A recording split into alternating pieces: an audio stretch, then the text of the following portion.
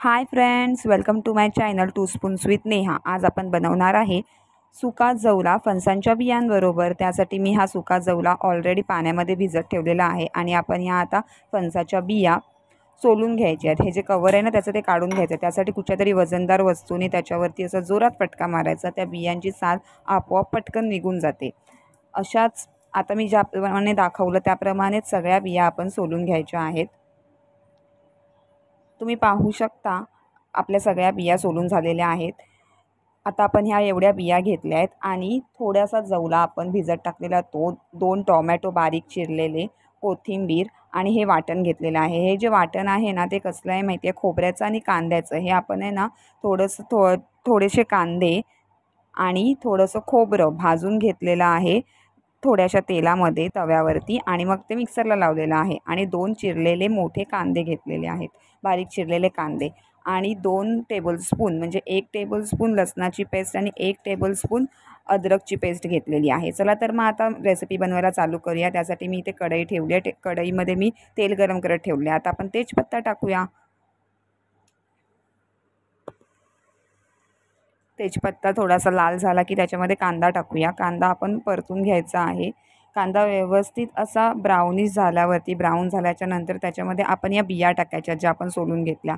जर तुम्हाला अशा नसतील टाकायच्या आणि त्या जर लवकर शिजवायच्या असतील तर त्या बारीक बारीक कापल्या तरी चालतील।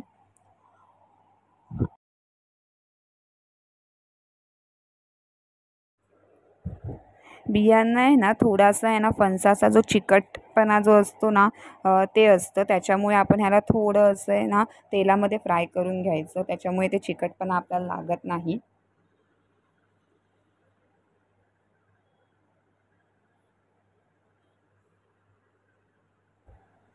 अगदीच 2 मिनटंच ते फ्राय करून घ्यायचं आहे। आता आपण ह्याच्यामध्ये आहे ना अद्रक आणि लसूणची पेस्ट टाकायची आहे, जी आपण एक एक चम्मच, एक एक टेबलस्पून घेतली होती ती।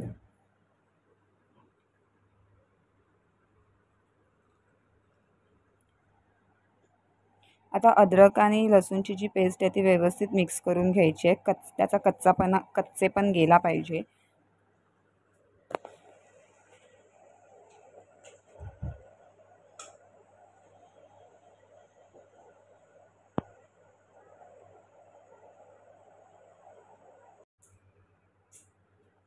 व्यवस्थित असं तेल सुटलेलं आहे। आता आपण ह्याच्यामध्ये टोमॅटो टाकून घेऊया।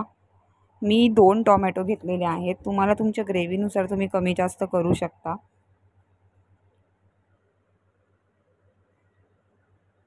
टोमॅटो आता व्यवस्थित शिजवून घ्यायचे आहेत। टोमॅटो लवकर नरम होण्याकरता ह्याच्यामध्ये थोडंसं मीठ टाकूया।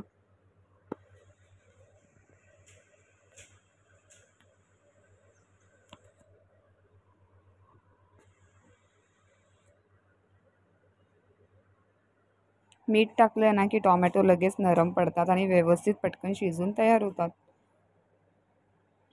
तुम्ही पाहू शकता आपले टोमॅटो व्यवस्थित असे एकदमच गायबच झाले आहेत, व्यवस्थित शिजले, त्याच्यात व्यवस्थित मिक्स झाले आहेत। थोडासा म्हणजे मी 4 टेबलस्पून घेतलेला आहे, कारण तो थोडासा लाल मसाला, थोडीशी हळद,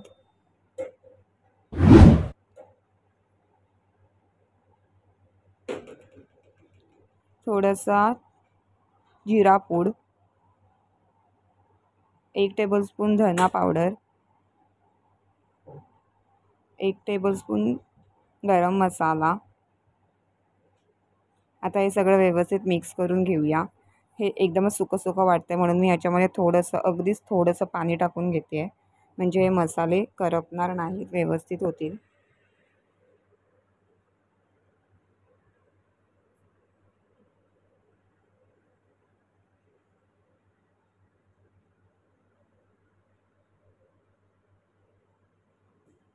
खाली जर भाजीच्या तळाला जर थोडं सुकं सुकं लागत असेल तर त्याच्यामध्ये थोडंसंच पाणी टाकायचं। अजूनही मला थोडंसं सुकंच लागतं म्हणून मी थोडंसं पाणी टाकते याच्यामध्ये। परतताना जर मिक्स करताना जर प्रॉब्लेम येत असेल तर थोडं पाणी टाकून घ्यायचं आणि मग ते व्यवस्थित मिक्स करायचं। आता हे तेल सुटेपर्यंत असंच कंटिन्युअसली हलवत हलवत ह्याला व्यवस्थित मिक्स करून घ्यायचं आहे।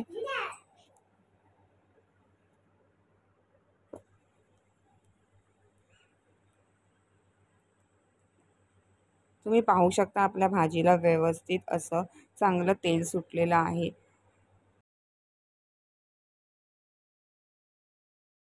आता आपण ह्याच्यामध्ये आपण जे वाटण मी जे तुम्हाला दाखवलं खोबऱ्याचं ते टाकून घेऊया. जेवढं 4 टेबलस्पून होतं ते टाकून व्यवस्थित मिक्स करून घ्यायचं आहे. वाटणाचा कच्चेपणा नको लागायला, तसं ते कच्चं नाही लागत कारण ते व्यवस्थित भाजले जेव्हा हे वाटण बनवतो तेव्हा आपण ते व्यवस्थित भाजलेलं असतं. त्याच्यामुळे हे काय एवढं काय कच्चं नाही लागत, पण ते व्यवस्थित मिक्स करायचं. जोपर्यंत तेल नाही सुटत तोपर्यंत मिक्स करून घ्यायचं.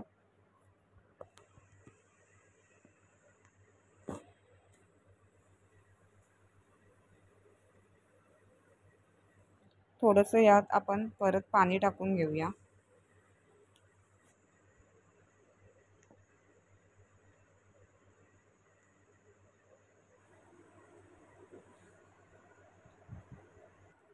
तुम्ही पाहू शकता हे व्यवस्थित असं मिक्स झालेलं आहे. अजून ह्याला 2 मिनटं तरी हलवत हलवत व्यवस्थित मिक्स करून घेऊया. जोपर्यंत ह्याला तेल नाही सुटत तोपर्यंत हे व्यवस्थित मिक्स करायचं आहे. एकदा ह्याला तेल सुटलं की मग ह्याच्यात आपण आपला जवला जो आपण स्टार्टिंगलाच भिजत टाकलेला होता तो ह्याच्यामध्ये ॲड करूया. जवल्यातलं पाणी नाही घ्यायचं आहे, ते असं व्यवस्थित घट्ट पिळून त्याच्यामध्ये ॲड करायचं आहे, नाहीतर मग त्याच्यामध्ये रेतीसारखी चव येते.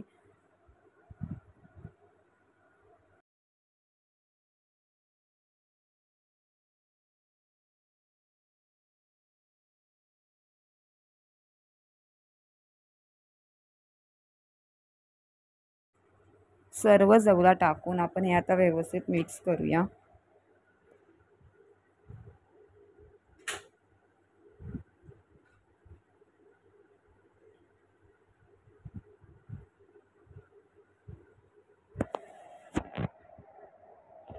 आता आपण ह्याच्यामध्ये बिया शिजवण्यासाठी म्हणजे थोड्या त्या शिजल्याच आहेत पण अजून त्यांना शिजवावं लागेल, म्हणून ह्याच्यामध्ये आपण जरा पाणी टाकून शिजवून घ्यायचं आहे. बिया शिजण्यासाठी ह्याच्यामध्ये मी 1 ग्लासभर तरी पाणी टाकलेलं आहे. आता आपण हे संपूर्ण पाणी आटेपर्यंत शिजवून घेऊया.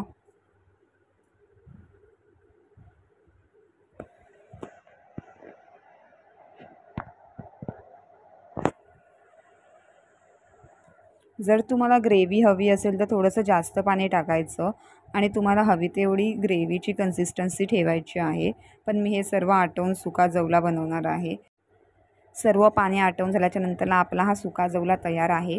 खूप छान आणि अप्रतिम लागतो. भाकरीबरोबर तर खूपच उत्तम लागतो. तांदळाच्या भाकरीबरोबर नक्की ट्राय करा आणि मला ही रेसिपी तुम्हाला आवडली की नाही ते मला कमेंटमध्ये कळवा. लाईक करा, शेअर करा आणि माझ्या चॅनलला सबस्क्राईबही करा. Thank you for watching.